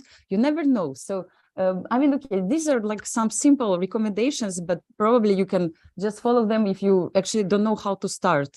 And I use them actually for kids, and even with Zhenya, who is the daughter of Anastasia, she is here. We went through these things and we were discussing how to make an interview, from where to start, because, you know, when you do it first time, you really feel like you don't know what to do. You know, you're very nervous, very emotional. So, like in the chess game, it's very important to be prepared. That's the main thing, I guess. So you have to know the name of the person you're going to do the interview, because it's a case sometimes that some journalists outside the chess world come and they don't even know with whom they're talking, you know. So that's important to know. Also some information about the player you are going to interview. And so the result in the tournament is also important, because, you know, in chess, we are still sometimes really suffer when we lose the game. And as a player myself, I know it very well. So it's maybe not the best idea to approach the player who just lost the game and maybe the third in a row and start asking the questions like, how is your game? How is your result? You know, what about your mood today? You know, so you should still kind of keep an eye on what's happening with this person in the tournament and and have some, you know, sympathy, some empathy to this person as well. So then we have to know, of course, a little bit about the format of the event to understand what's going on, like how many games left, what kind, and of course, all this affects the questions you're going to ask. And also you have to prepare some questions, you have to repeat them, try to memorize. You still can have a mobile with you with certain questions, so you can check from time to time if you forget something, but it's better to remember a little bit. And of course, as a chess players, we need to maybe try to calculate a couple of moves ahead and think of possible answers. And then what will be our next question if the person answers this way or the other way. So it can also help. So preparation is important. And and then the interview itself, you have to probably introduce yourself. And Zhenya, how would you introduce yourself?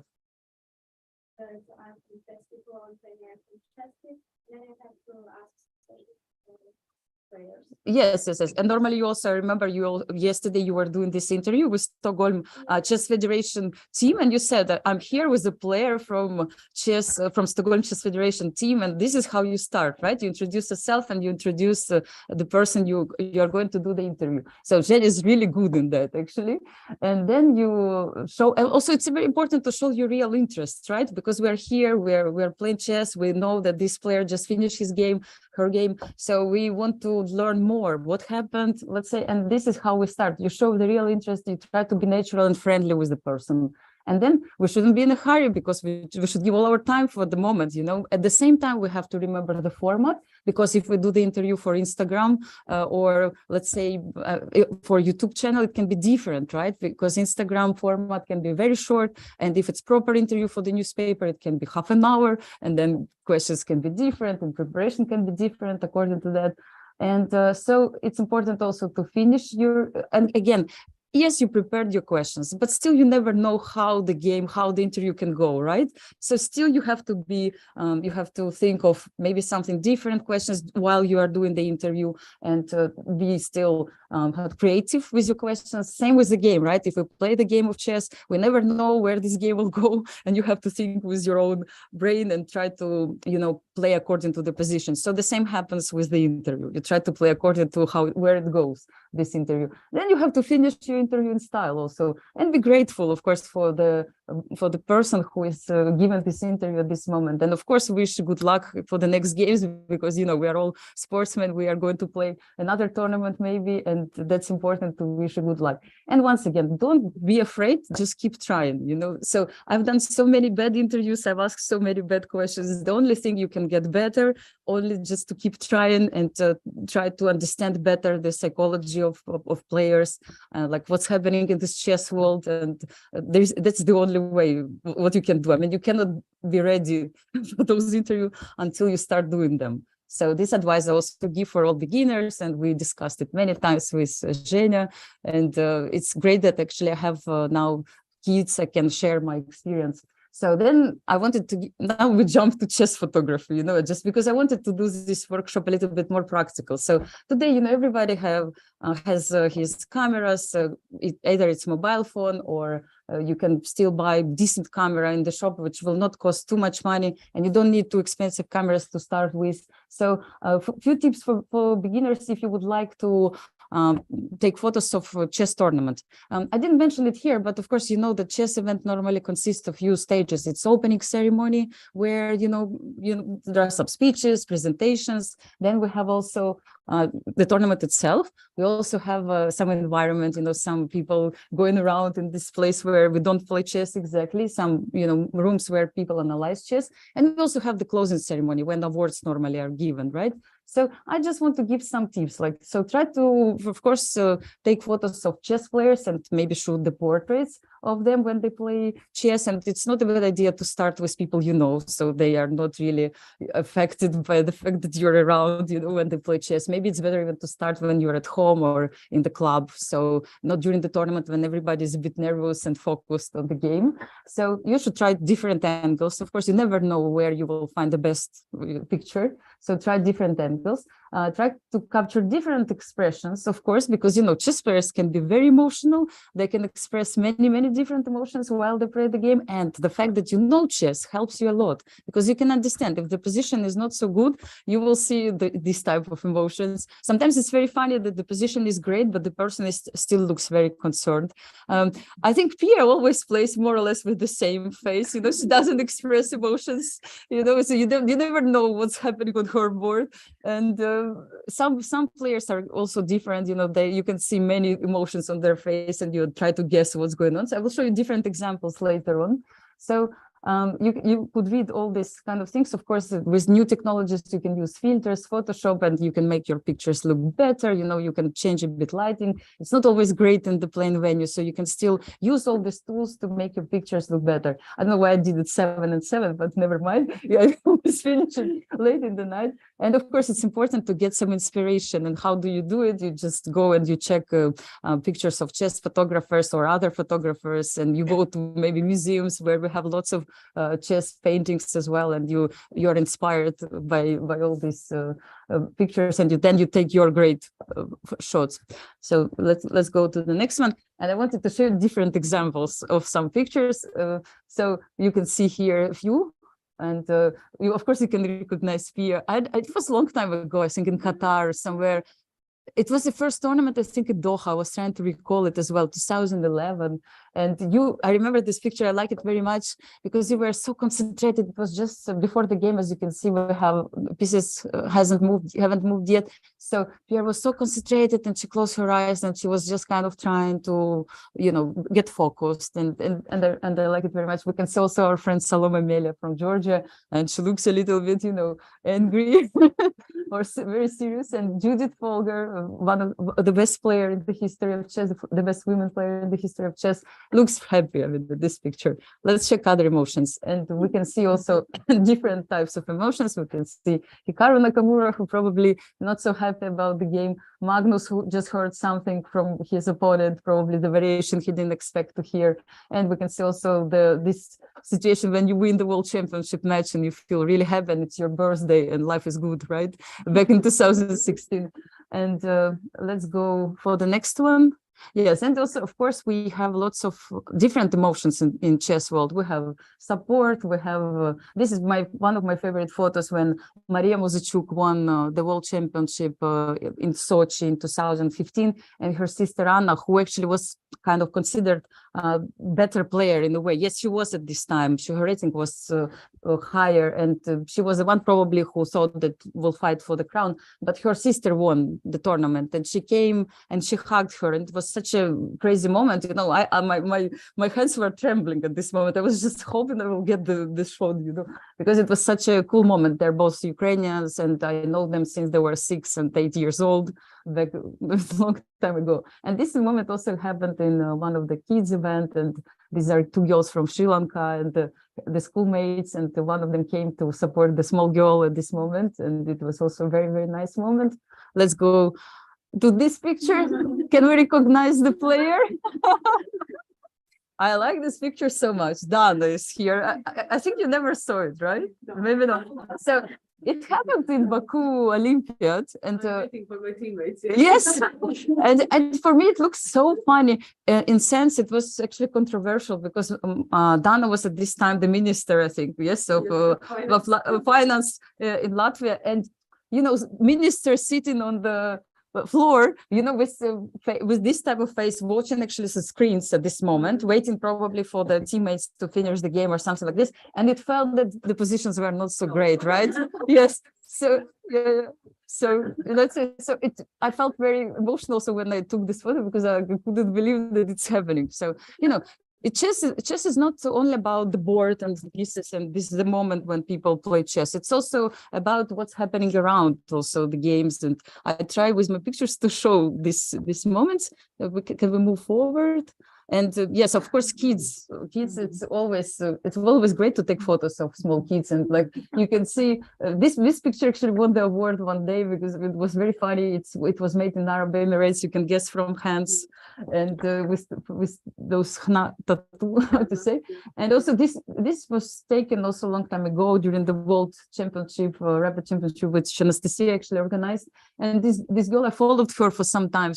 Actually, I have series of photos how it was. The game was fine, and then she became a bit nervous, and then, you know, you could see that she started to bite her fingers. You could understand the position is not going well, and in the end, of course, she was crying after the game, and it was really heartbreaking moment.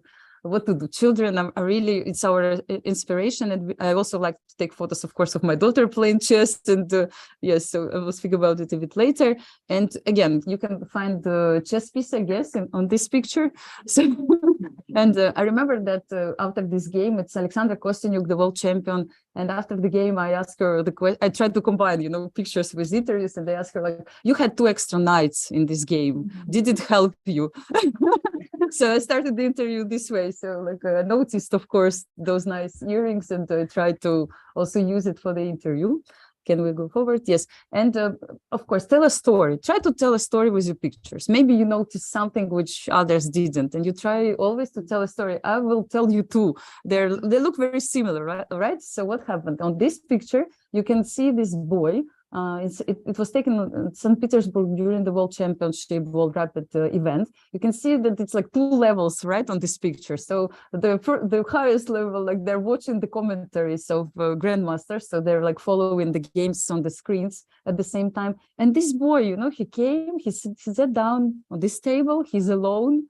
He doesn't have an opponent, right? And the funny thing is, it was during the winter time, and you can see his shoes, it's summer shoes, right? So probably his grandma or mother brought him this day, and they changed the shoes also. So it was a really cool picture, and I liked the fact that he was alone analyzing something. And I think the title was something like Future Grandmaster or something like that. And this picture, I took it in Mexico, in Mexico City, and just next to the museum. I remember there was some museum nearby, and this man was just simply again sitting on his own, playing just some moves on the board.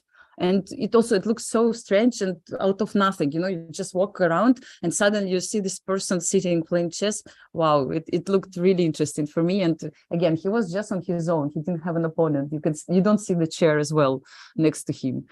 Yeah, so also it's great to show the atmosphere of chess. And these are a few pictures from Riga, from the Grand Swiss Tour tournament, and where the atmosphere was really special. You know, it was it was very fun. It was one of the first events after like COVID, but at the same time it happened during the lockdown in Latvia at the same time, right? So it was strange thing that everybody was stuck in the same place, playing hall or the hotel. We couldn't meet anyone else. We couldn't speak to anyone. It was a rule that you couldn't speak even with strangers in order to keep everyone healthy in this community. So we were really like one family, Gensuna Suvus, you know, we were together. And I don't know, it created very special atmosphere. Everybody was so happy to be together. Like the children camp. Yes, it was it was crazy. Yes. So I took all these photos, and I mean, even sometimes I think this game finished in favor of one of the opponents, but they were still laughing, like the atmosphere was really special. People were analyzing games, they were hanging out together, eating something. You can see also part of the atmosphere was some people wearing masks. You can recognize those two ladies, maybe, but they wear masks on this picture. So atmosphere is very important. If you can show it, it's also part of our world, a part of our history. And of course, like look for chess everywhere means that I've been traveling so much all around the world, and I've seen chess players playing chess in so different and strange situations. One picture is from Botswana, another one from China. This picture is from my home city in Ukraine, Kharkiv, just from the market. And this one is from Greece. And the last one, which is a little bit dark, but you can see still two chess players playing chess just on the ground like that. It was taken in Indonesia, and we were passing with the car, and I just saw them, and I just stop the car, please, and I just took this photo because I couldn't believe that the two men just played like that 12 o'clock in the night on the ground.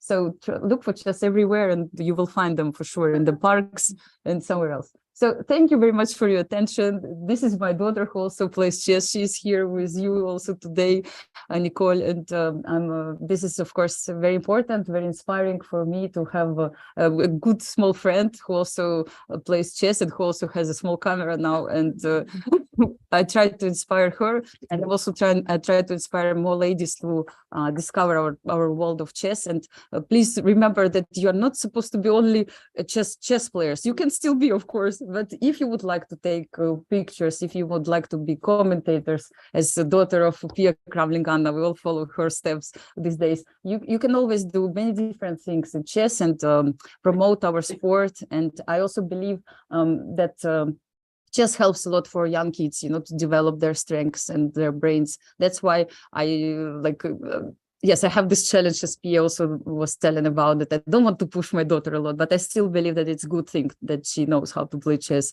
and I recommend it for all kids and for all women as well. Yes, thank you very much for your attention. Yes, and all the best of luck.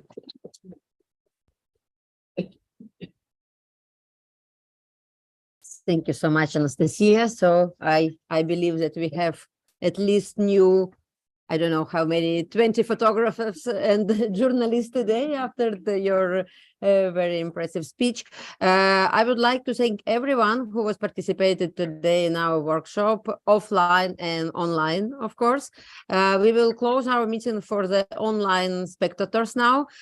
Please follow us in FIDE website and the Women Commission website and social media. We will announce the next workshops very soon. And thank you so much. I hope to see you again. But for the people who is here, we will have a little break. I don't know, like 15 minutes. We have some water, coffee, some snacks here for you. And then we come back for the simul. Just a moment, we have a question? Yeah, I would like to Yeah. Yeah. I'd like to Christine. I'm from the Philippines. I'm a woman international investor. And Nice to I meet would like to take this opportunity because everyone here are women. I'm coming from Omeo, all the way from Omeo, and I guess I'm the only female title player in Omeo who played there. And my dream, Ms. Pia knows this, and Ms. Victoria, my friend, knows my dream. I've been in close contact with Kevin Schulen. And I'm trying to this mid of January. I'm gonna start volunteering for the women who are a victim of domestic abuse. And my thinking was to promote chess with the women, where all of us we consider ourselves as professional players, right? But I think we also forget. Maybe Ofelia, you have to take a look at this. There are some women who were victims of domestic abuses, and they think that when they sit on the one corner, they cannot do anything. So, well, I'm one of the club. I don't deny that, but what I'm trying to tell them that if you want to play, if you want to change something, and try to play chess, not to be a world champion, but just to learn the pieces, but something that you would say to yourself, oh, I can do something else, rather than sitting in a corner and being sorry for yourself. I just want to say, although I'm a Filipina, but I want to encourage, especially I've seen some women in Umeå, those women in Sveriges that they're helping, and I volunteer myself, you know, to return the favor, the kindness that they did to me. And I wanted to start that, and Ofelia told us, telling us that we have a problem about how do we include women or encourage them more in playing chess. We are all, as I said, we are all professional basically, but I think we also need to focus more on some women who they haven't discovered themselves that they can actually move some pieces and play chess, and just loving it, not being a champion, just loving it like, yeah, I can do something else other than crying. Yeah. Exactly. Thank you so much to raise this. Yes. And I just could add, yes, that's why we organize this, you know, kind of workshops, you know, to show there is a lot of things that you can do by learning chess. And in future, you can develop yourself in different profession. And as FIDE, we also are proud to bring the yes women here into South. Yes, I just want to mention that we are very proud that last year, already 2 years actually, we organized 2 projects. One of them it's chess for protection, it's chess for refugees, and we run the special girls club in Kakuma, you know, whereas actually Anastasia and another grandmaster Salome Mele running online, and we have a coaches who teach girls to play chess, but not only, we also have this books club. We invite role models, you know, to motivate girls. And yeah, actually it's a good idea. Maybe next time we have to show even some example of this. Yes. And another one was at the Social Commission. Nadia, thank you. Actually, Nadia, thank you for very much for help us today with the meeting from technical part of the meeting. Nadia is the secretary of Social Commission, and Dana is the leader of the Chess for Freedom project. And it was a competition. It's a chess for prisons, and we had Dana. I don't remember how many women's team we have last year. Oh, women's, I don't remember. It's 46 countries, 86 teams, and 2 groups of women. Yes.